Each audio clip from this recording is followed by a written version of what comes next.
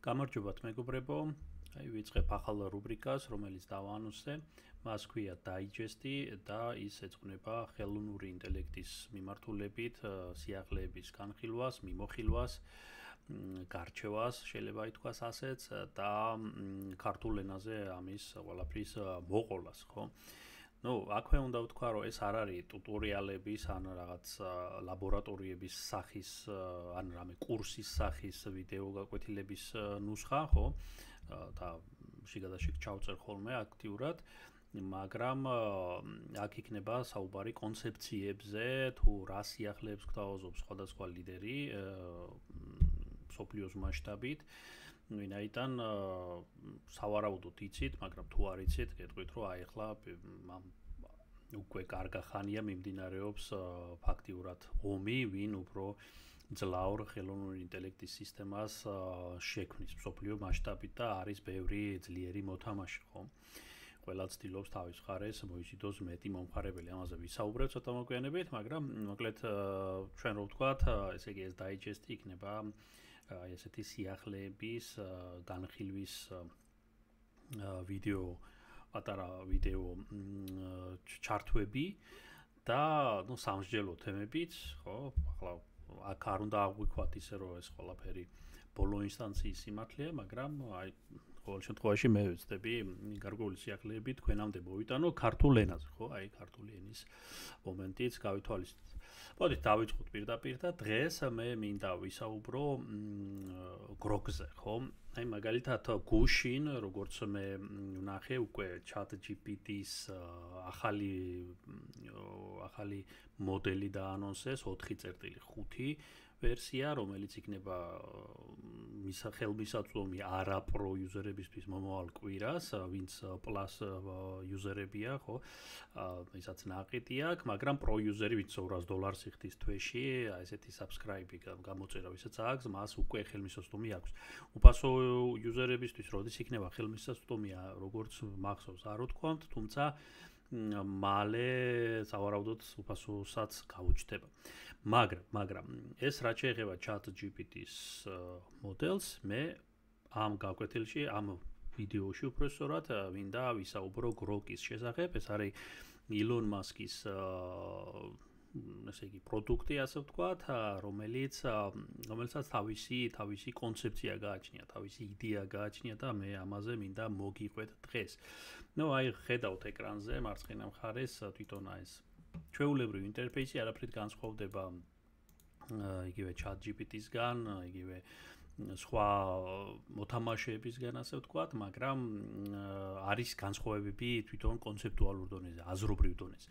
მარჯვნივ ხედავთ ცოტა მოძველებულ ლოგოს გროკის, სინამდვილეში ახლა ახალი ლოგო, აი ზემოთ თუ ავხედავთ, აი ესეთი ემბლემა, ესეთი ლოგო აქვს უკვე ამ ჩატისთვის მინიჭებული, ხო? თავის მხრივ ახლა მე ცოტა ბექგრაუნდიც რომ ვთქვა, ესე იგი თავის დროზე მე დისერტაცია მაქვს დაცული ხელოვნური ინტელექტის თემების გამოყენებით. ამ მიმართულებით საკმაოდ გამოცდილება და ცოდნა მქონდა. ეს იყო დაახლოებით 2012-ში იყო, ანუ უკვე გამოდის რამდენიც 13 წლის წინ ფაქტიურად და მან ასე იმ პერიოდში, ხო 2012 წელზე საუბარი, ასე მასშტაბური გარღვევები, ასე ვთქვათ, არ იყო.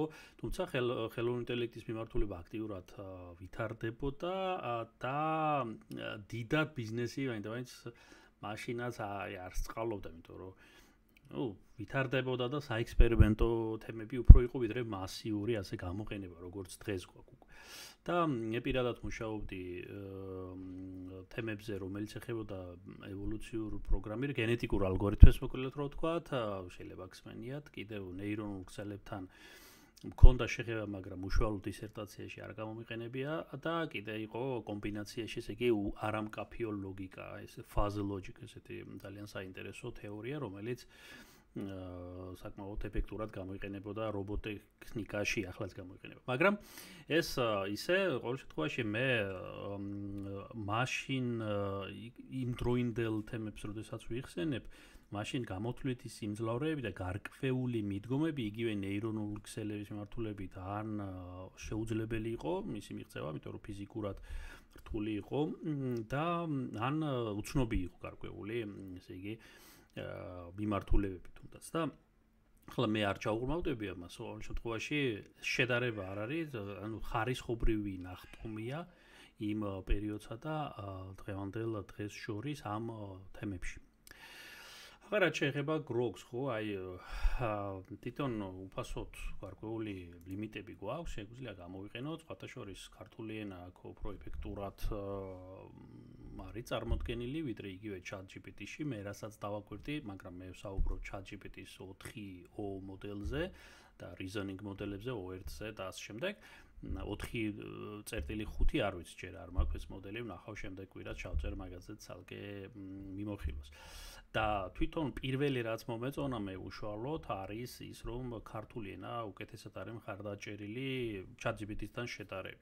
თუმცა აი იგივე cloud-ი რო ავიღოთ Anthropic-ის, ვინც თემაში ხართ ალბათ იცით, ესეც საკმაოდ ძლიერი კონკურენტია, მანდაც ქართული საკმაოდ დონეზე არის განვითარებული და ნუ მოკლედ უშუალოდ ChatGPT-ს თუ შევადარებ, Grok-ის ქართულის თარგმნა იგივე ან რაღაც ტექსტების წყობა უკეთესად მომეჩვენა მე. უკეთესად მომეჩვენა და ეს პირველი დიდი პლუსი, ახლა ცოტას წავითამაშებთ, ნახავთ რაღაცებს, მაგრამ აი ეს დიდი პირველი პლუსი, ესე იგი, უკვე გამოიკვეთა, ხო?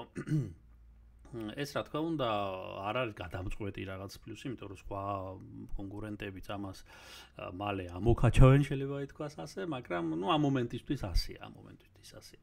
და ახლა ილონ მასკს რომ უსმინოთ, Grok-ი არის ნომერ პირველი, აი ესეთი პროდუქტი, რომელიც ყველაზე ჭკვიანია და სიმართლე რო ითქვას, შორი არ არის ეს სიმართლისგან გარკვეულ ტესტებში ნამდვილად პირველ ადგილს იკავებს და საკმაოდ დიდ ეფექტურობას იჩენს. თუმცა არის რაღაცა მიმართულებები, სადაც ტესტებში უფრო ნაკლებ ქულას აგროვებს, ასე ვთქვათ და რო ადარებენ ერთმანეთს, რო აჯიბრებენ ამ მოდელებს, ნუ სხვა მოდელები რაღაცით რაღაც მომენტებში ჯობს.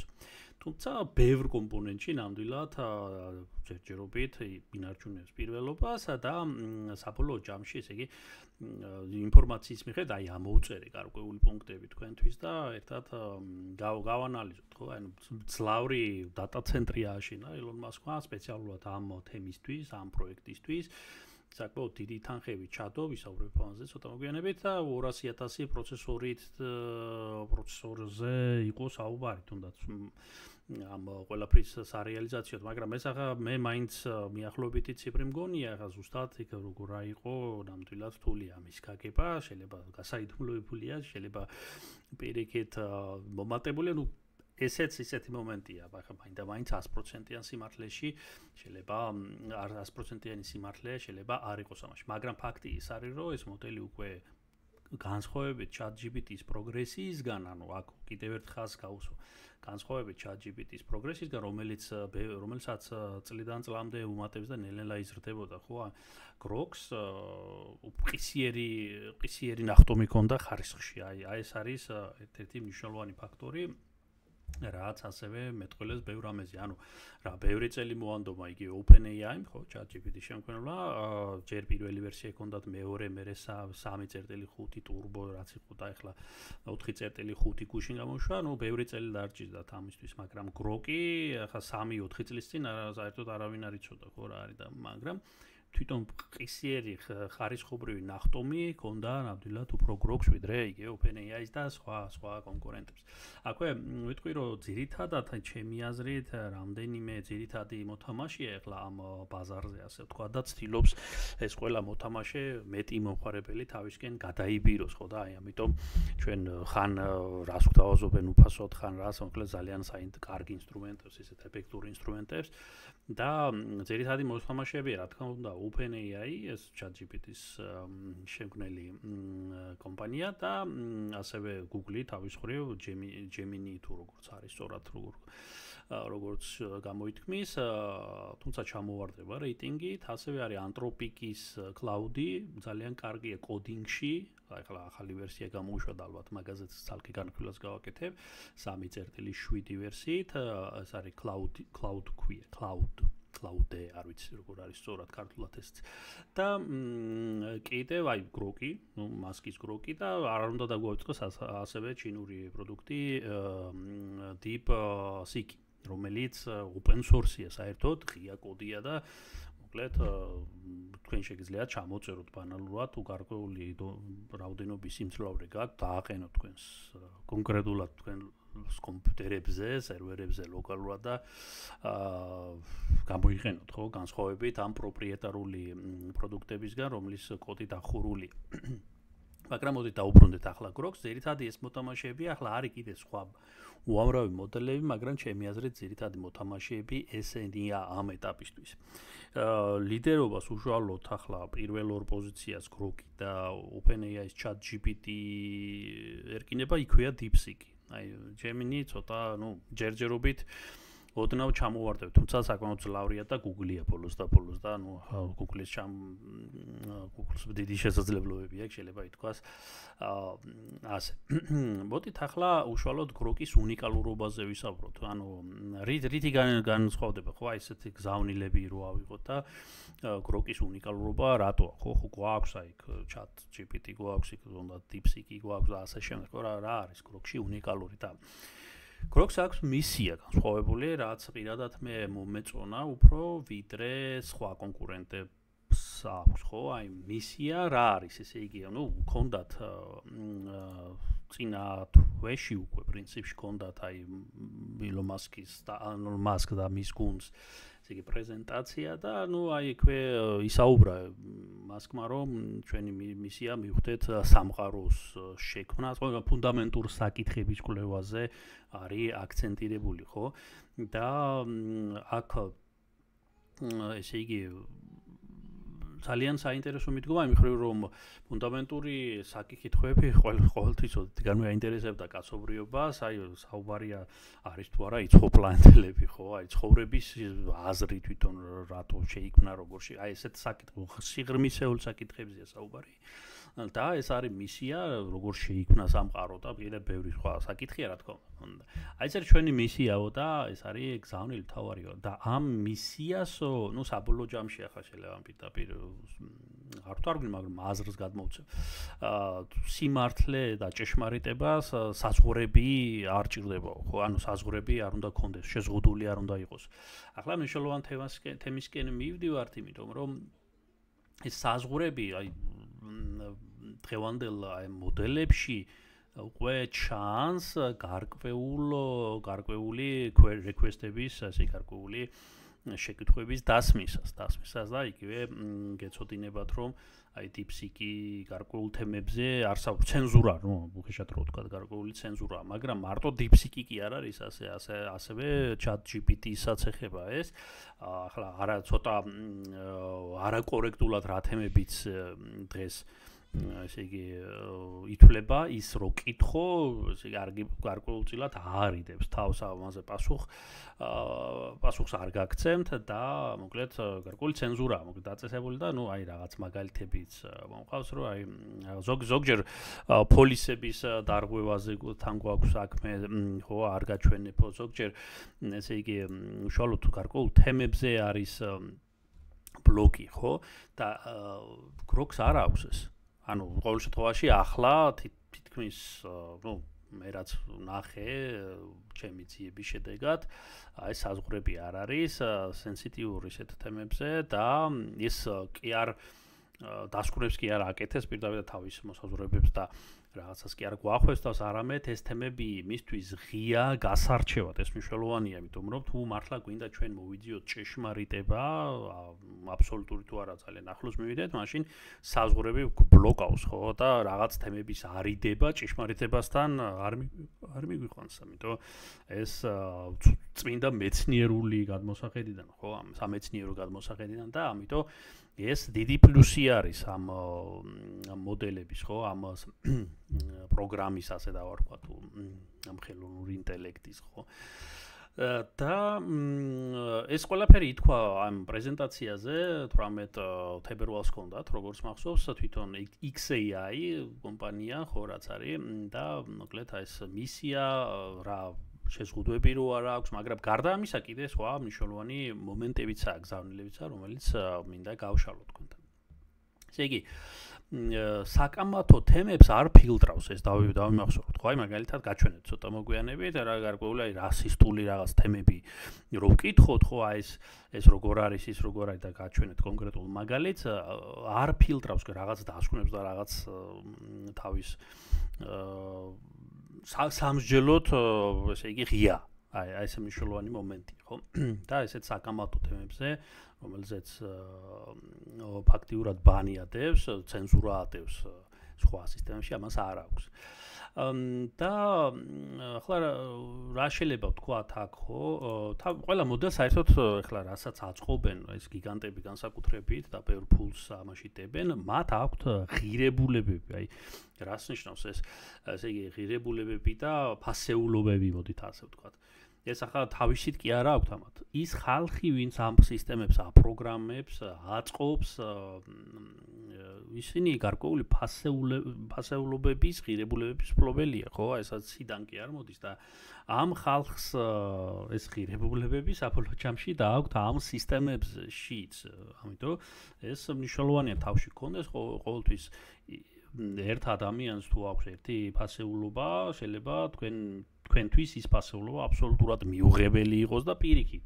ამიტომ ამას მნიშვნელობა აქვს გარკვეულ წილად ეს არ მინდა დავარქვა პროპაგანდა, მაგრამ ყოველ შემთხვევაში ამას გავლენა აქვს.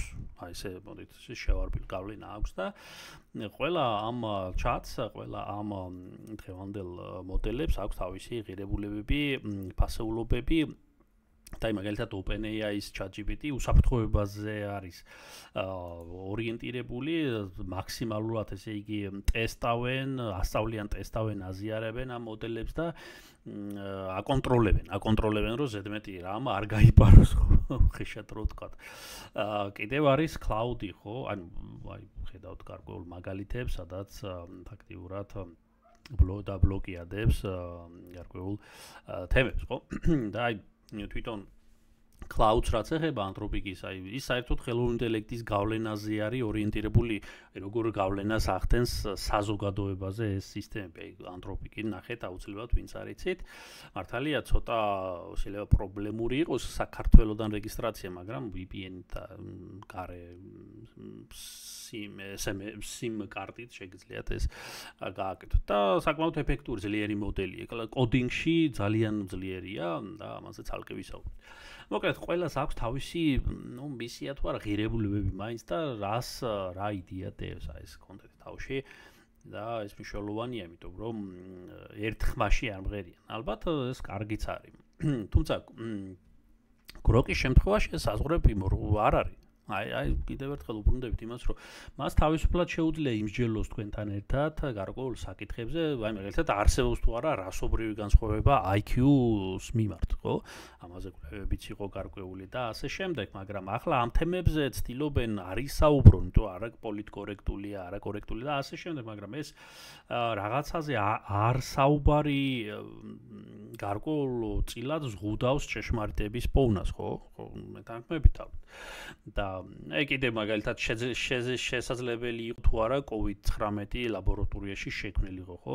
ეს ახლა პოლიტკორექტულად მაღალ ეშელონებში პოლიტიკოსები განსაკუთრებით არ საუბრობენ ღიად ამ თემებზე, ვინაიდან რა გარკვეული სკანდალი შეიძლება მოყვეს, მაგრამ გროკს არ აქვს. და ესე იგი უბრალოდ კი არ შლის ამ თემზე არგუმენტირებულად სხვადასხვა წერტილს, ესე იგი სხვადასხვა მხარის არგუმენტებს იშველიებს და გვაძლევს, ხო, გვაჩვენებს. აი მაგალითად ერთ-ერთი ასეთი მომენტი თქვენს შეგიძლიათ სცადოთ არსებობს თუ არა რასული განსხვავება IQ-ში და აი პირდაპირ დაგიწეს. ეს არის გროკის პასუხი, თქვენ სცადეთ ეს გაუშვით და სცადეთ შეადარეთ მერე პასუხები სხვა კონკურენტებს, ხო? ყოველ შემთხვევაში აქამდე რაც ვნახე, ქონდათ გარკვეული შეზღუდვა პასუხებზე, ერიდებოდნენ და გასაგებია რატომაც. თუმცა ახლა არ ვიცი თუ შეცვალეს, აი გროკს პირდაპირ აქვს ასეთი ღია, ანუ პირდაპირ ღია საუბრობს ამ თემებზე და ყოველ შემთხვევაში აი აგერ გვეუბნება, რომ ჯერ კიდე სადავო საკითხია, დაობენ, მაგრამ საუბრობს რა ამაზე და ეს ჩემი აზრით პლუსია უფრო ვიდრე მინუსი. საკითხში, არა კონკრეტულად ამ საკითხზე, ხო? არამედ ზოგადად რო საზღვრები არა, ის უფრო შორსავა, ვინაიდან აქ ახლა უბრალოდ ესე იგი ის სხვანაირად შეიძლება რაღაც ჭეშმარიტება უბრალოდ დაიბლოკოს რაღაც პოლიტკორექტულობის გამო და ასე შემდეგ, ხო? შესაძლებელია ხა ეს სამჯელო საკითხია. ყოველ შემთხვევაში მსჯელობა დაშვებულია და არა ბანი აქ ასე ჩუმად დადებული, ხო ეს მნიშვნელოვანი.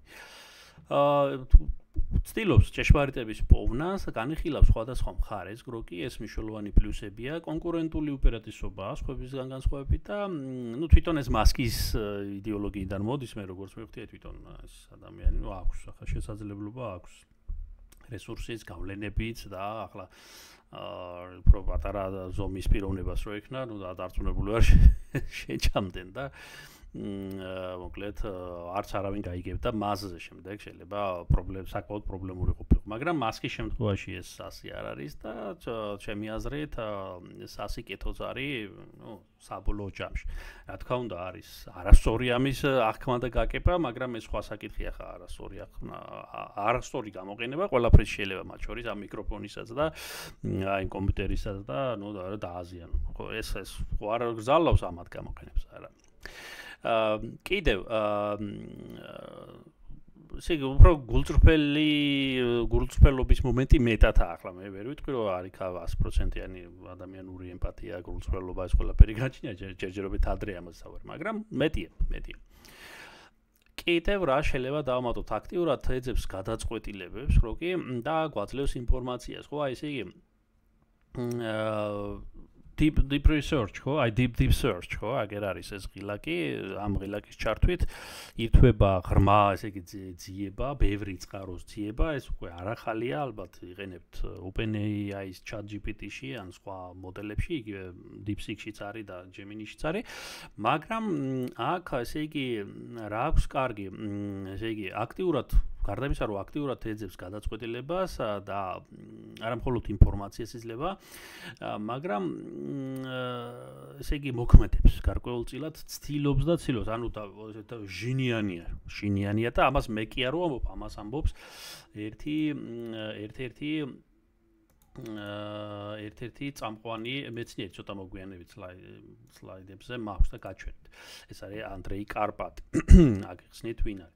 ყოველ შემთხვევაში ამ ეტაპზე ვთქვათ, რომ აი მას აქვს ესეთი ჟინი, ის არ ეშვება, თუნდაც ამბოხსნელი ამოცანა რო იყოს და გაჩვენეთ ერთ-ერთ ასეთ მომენტს, ის ცდილობს მაინც მიაწვევს ბოლომდე და მოკლედ ცდილობს ესე იგი მოქმედებას. ახლა რა გზავნილი აქვს?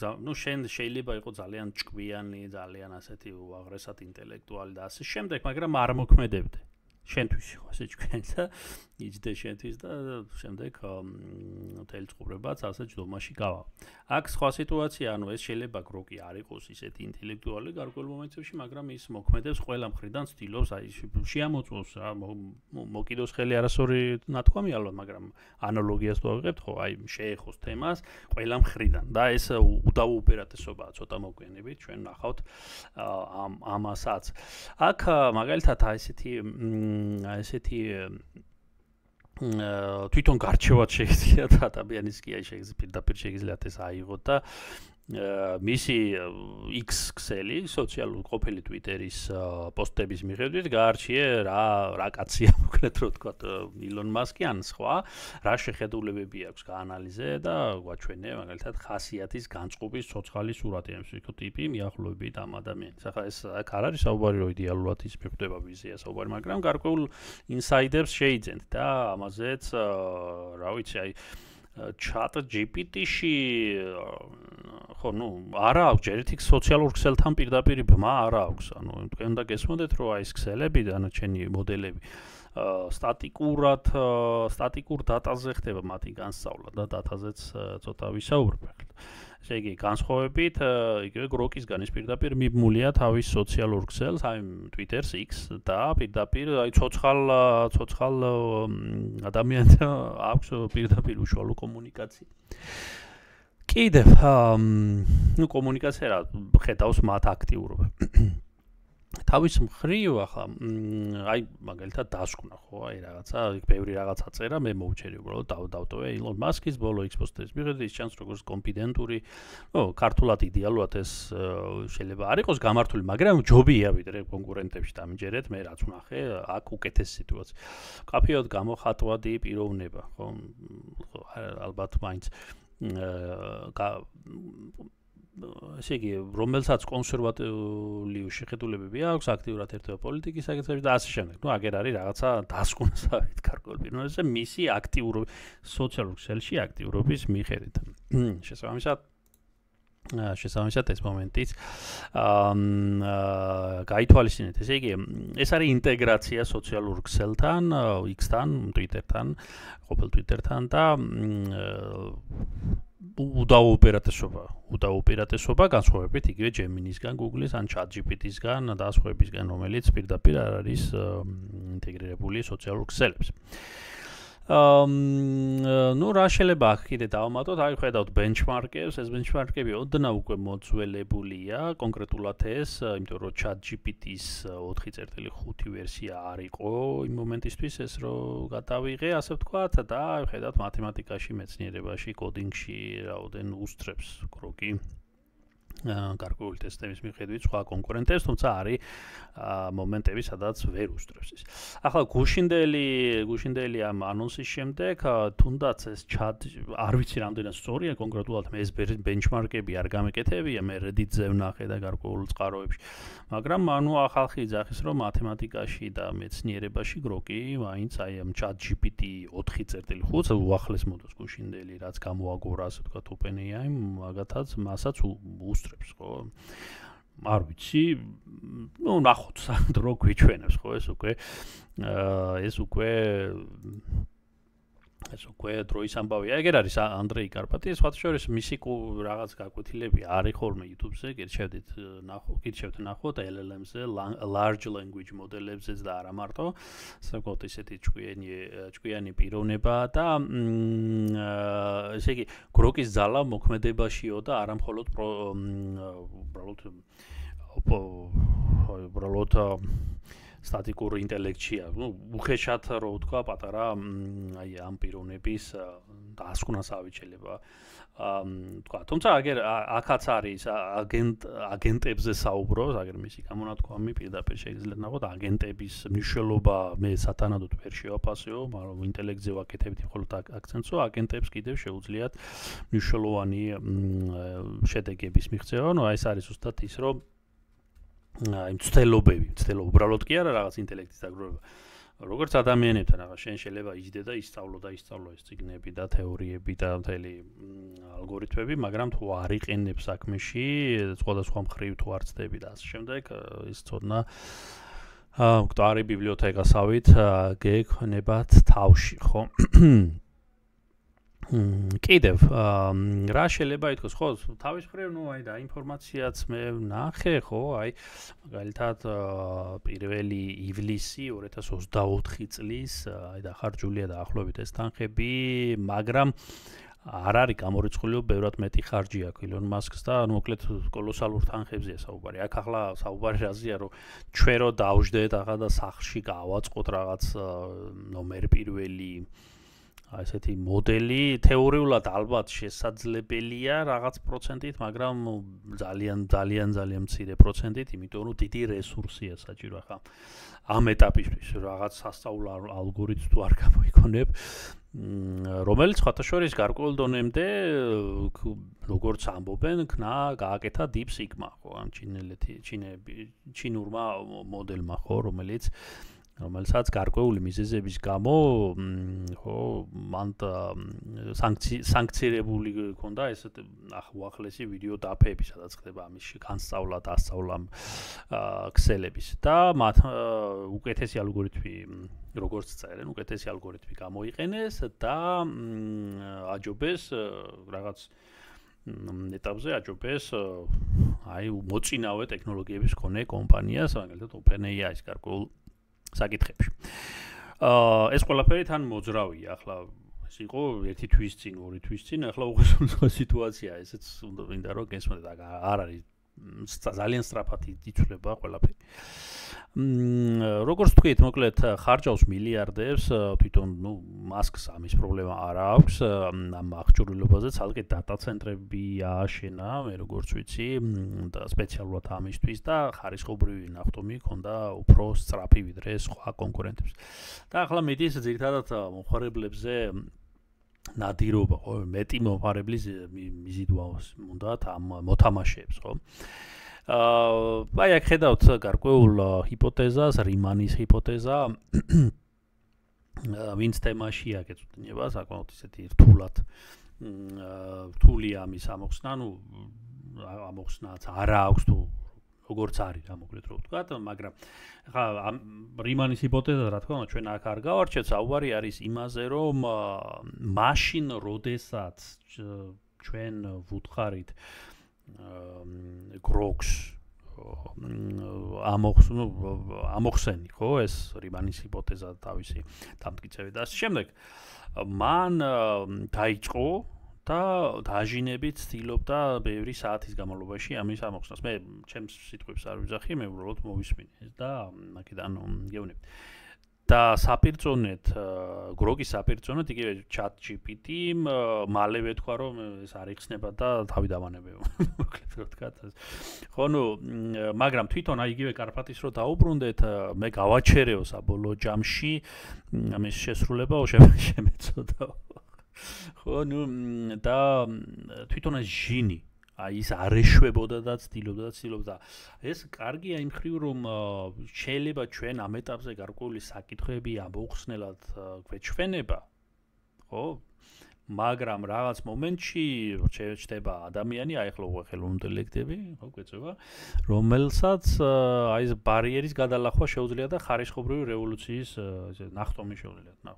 რევოლუციის მოხდენა შეუძლიათ, მოკლედ რა ვთქვა და ეს ჟინი თუ არ გაქვს, აი როგორც ქონდა ედისონს, ხო, მაგალითად, როგორც მახსოვს, ძალიან ბევრი ცდა დასჭირდა მას, რომ ეპოვნა ვოლფრამის ძაფი, ხო, განათებებში, ძალიან ბევრი ცდა დასჭირდა და ეს ჟინი ქონდა მას, სუპერ ის არისო, შეიძლება, მაგრამ დამსახურებული, ხოლმე დამსახურებული მეცნიერი იყო ნამდვილად თავის დროის და აი ამ ჟინმა მიიყვანა იმ წარმატებამდე საბოლოო ჯამში. და ბევრი ასეთი მაგალითი გვაქვს. ყოველ შემთხვევაში ამ მოდელს ეს გააჩნია, ამის თქმა მინდა, რომ ის არ ეშვება, ცდილობს ბოლომდე მიიყვანოს და აგერ არის ავიღე სკრინი პირდაპირ, ესე იგი ამდენი ხანი ფიქრობდა და ბოლოს გააჩერეს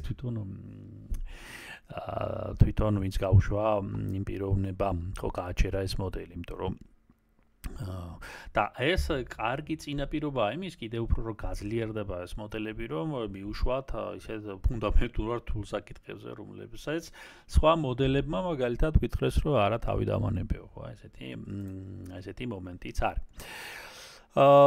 ხო, ინტეგრაციაზე რაც ვისაუბრეთ, აი პირდაპირ და ახლობით ასე გამოიყურება, Twitter-ში, X-ში ვინც ხართ, სავარაუდოდ გეცოდინებათ აკერა შეიძლება აიღოთ პოსტი და პოსტის და მიხედვით კონტექსტში მოთხოვოთ გროგს გახსნა განმარტება. მარცხნივ ხედავთ პოსტს, მარჯვნივ კიდევ ამ პოსტის კონტექსტში ამუშავოთ ეს მოდელი, ეს გროგი და გითხოთ საერთოდ სიმართლეა, ანალიზი, სხვადასხვა, ეს უკვე ფანტაზიაზე დამოკიდებული, რაც თქვენ გჭირდებათ, ხო? კიდევ აი მაგალითად საერთოდ რატოა კარგი, ხო, აი ამ X-ში და X-ში რომ მუშაობ, X-ში რომ შეუშვეს ეს, იმიტომ რომ აი სემ ალტმანს სავარაუდოდ იცნობთ OpenAI-ის ამ ფუძნებელი და დავარწამყვანი ფიგურა. ხო, მან თქვა, რომ აი ეს დატა უკვე ყველაფერი მოიწურავო და ახლობებით ასეთი კონტექსტი ქონდა, რაც დაგროვდა, ეს ყველაფერი ვაჭამეთო ამ მოდელებსო და ახლა უკვე დგება დრო, რომ სინთეტიკური დატა მოიცეთო, ანუ კიდე მოვიძიოდო სადმე ეს წყაროებიო. სინთეტიკურად თვითონ რასაც ქმნის და აგენერებს, ასეთი ცნებაც არის, თვითონ აგენერებს მოდელები და თვითონვე ესე იგი სწავლობს ამის ბაზაზე, ხო?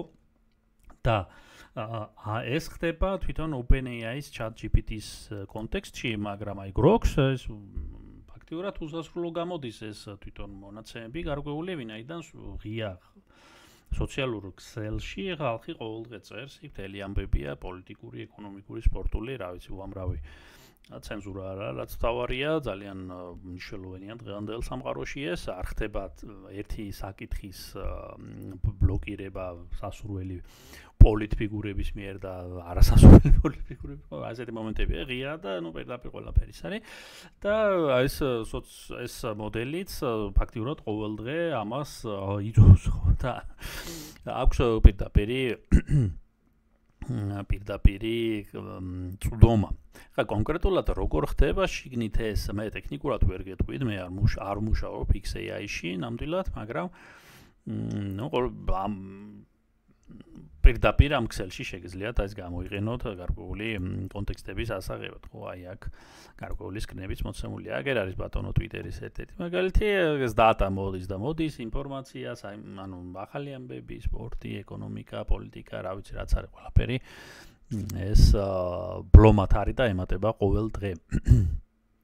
თავის მხრივ კიდევ რაში შეიძლება ეს გამოყენებული იქნას, ხო? კარგი არის ის, რომ თუნდაც X Twitter-ის ყოფილი Twitter-ის ქსელში როგორც გავიგე, როგორც ავიკითხე, არის საკმაოდ ისეთი ინსაიდერული ინფორმაციები ბიტკოინებზე, კრიპტოვალუტაზე, რო თქვა და პირველი ინფორმაცია უფრო სწრაფად აკიდება ვიდრე სხვა მედიაში. საერთოდ ჩემი სუბიექტური და არა მარტო ჩემი ალბათ უკვე აზრია, რომ ეს კლასიკური მედია საკმაოდ ჩამორჩება Twitter-ს X, ხო? ახალი ამბების მიწოდებით, ხო? და ეს მნიშვნელოვანია ეკონომიური თემების, კრიპტოვალუტის თემებისთვის კონკრეტულად ძალიან მნიშვნელოვანია, იმიტომ რომ გარკვეულმა ინსაიდმა, გარკვეულმა რაღაც ინფორმაციის ცოდნამ, რომელიც ცინცხალია, რომელიც სწრაფად ვრცელდება ამ ქსელში, განსხვავებით ძირითადი მედიისგან, რომელიცაც თავისი საათები აქვს ახალი ამბის გაშვების და ასე შემდეგ.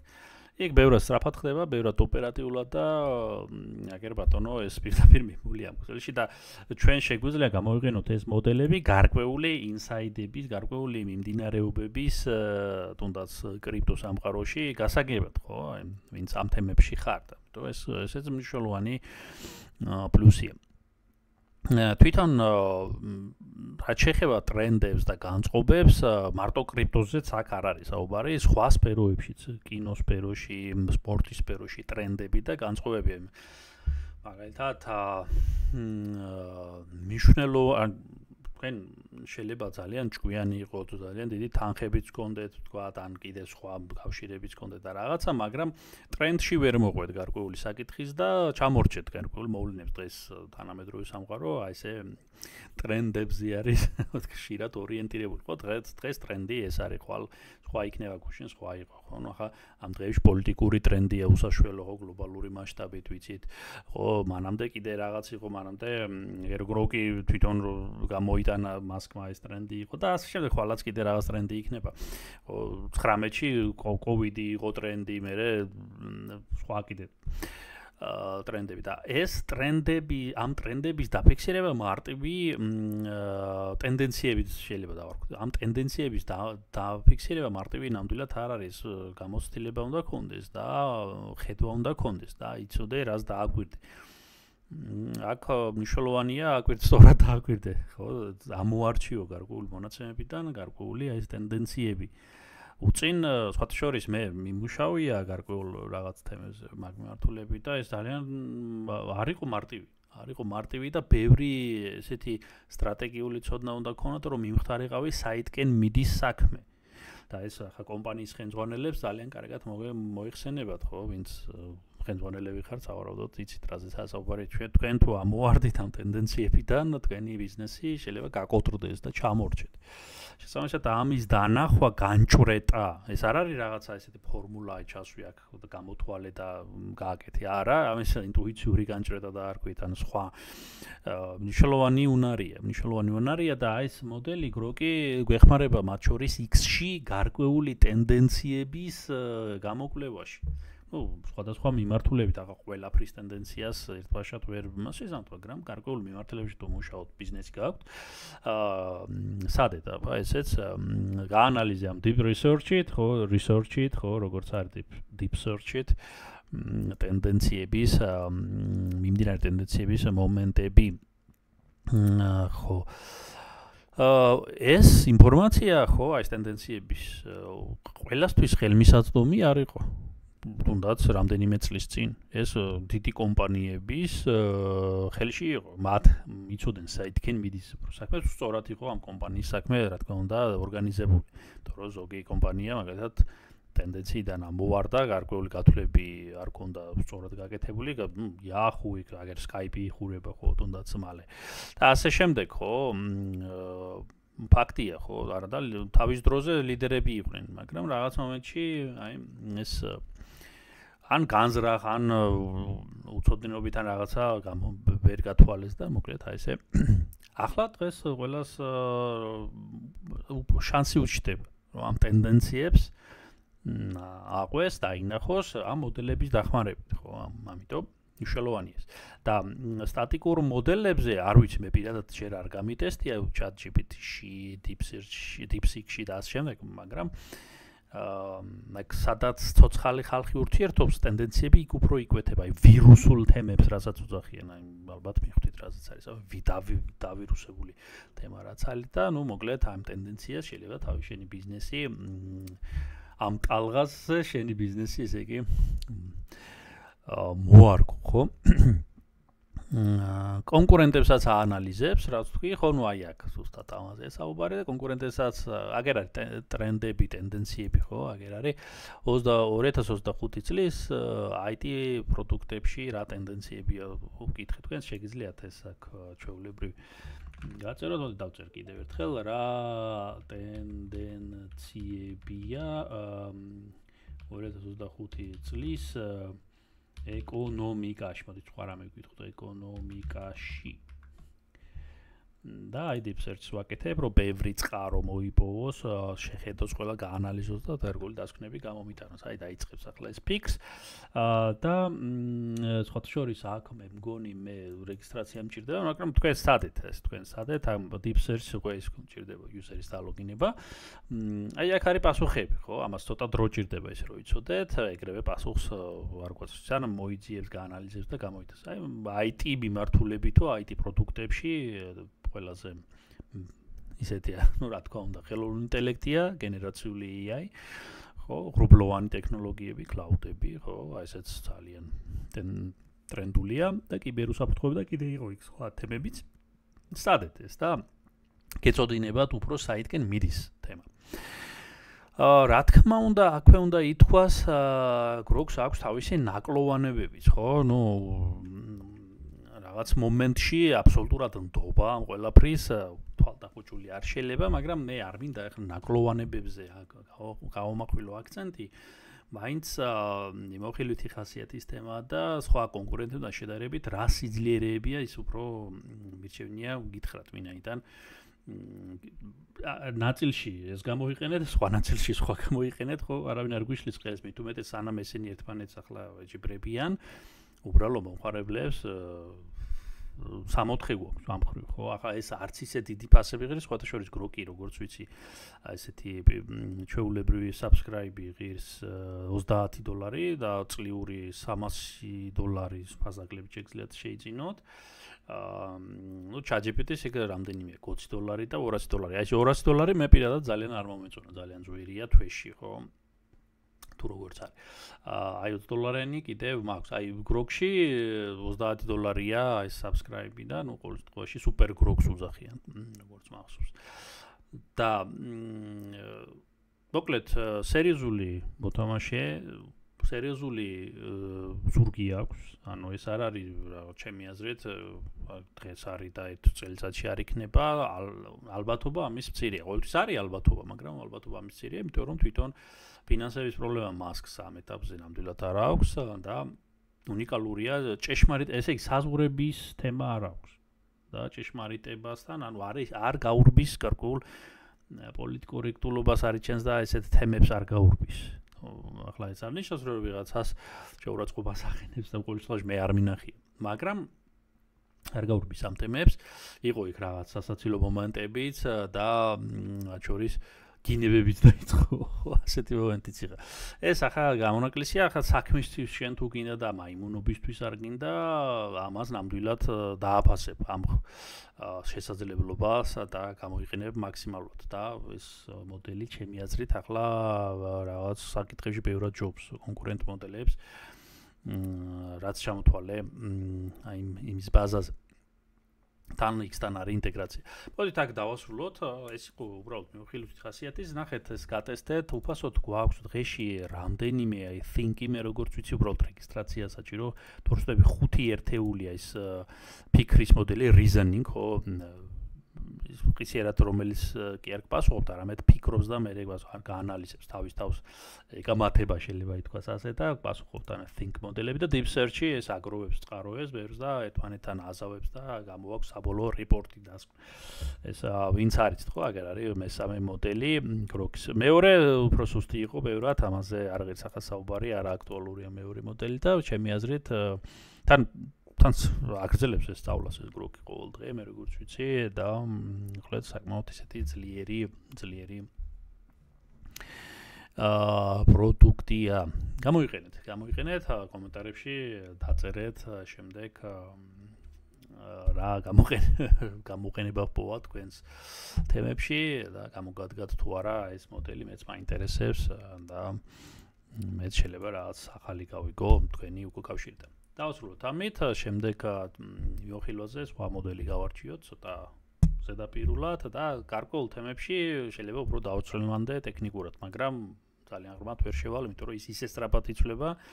ერთი კვირის წინაც იყო, დღეს არ აქტუალურია უკვე და ტექნიკურად შეიძლება აზრს მოკრებული იყოს ამის რაღაცა კურსივით გაკეთებ, მაგრამ მიმოხილვით ხასიათის ტენდენციებში და ტრენდებში ვიქნებით. აბა, დროებით, გემშვიდობით.